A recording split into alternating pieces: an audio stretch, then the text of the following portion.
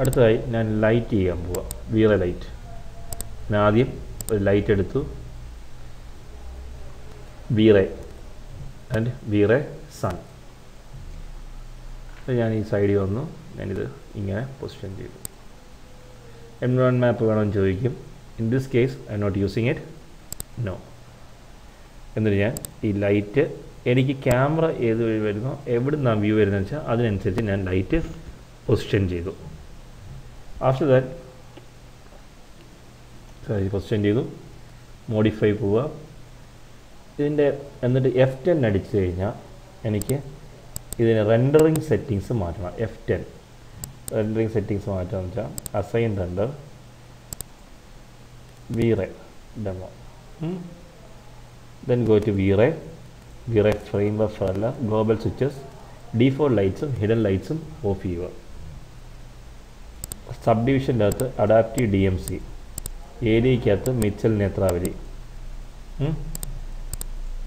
എൻവറോൺമെൻറ്റിൻ്റെ അകത്ത് ഞാൻ ഇത് എല്ലാം ഓൺ ചെയ്ത് കൊടുത്തു, രണ്ടും ഓൺ ചെയ്ത് കൊടുത്തു. കളർ മാപ്പിങ്ങിൻ്റെ അകത്ത് ഇത് എക്സ്പോണൻഷ്യലായി കൊടുക്കുക, exponential. Then come to indirect illumination, indirect GI on, irradiance low വെച്ചാൽ മതി. അത് കഴിഞ്ഞ് സെറ്റിങ്സ് ഓക്കെ. ഇനി ഞാനിത് റെൻഡർ ചെയ്ത് നോക്കിക്കഴിഞ്ഞാൽ ഇത് ഭയങ്കര ലൈറ്റായിപ്പോയി. കാരണം എന്ന് വെച്ച് കഴിഞ്ഞാൽ ലൈറ്റ് സെലക്ട് ചെയ്യുക, അതിൻ്റെ ഇൻറ്റൻസിറ്റി വളരെ കൂടുതലാണ്. അപ്പോൾ ഞാൻ 0.02 ആക്കി.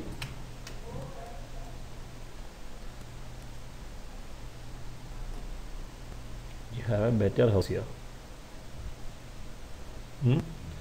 സോ ഇനി അത് കഴിഞ്ഞിട്ട് ഇത് ഇച്ചിരിയുടെ കൂട്ട് 0.04 വെച്ചിട്ട് ഞാൻ ഇത് റെൻഡർ ചെയ്യാൻ പോകും.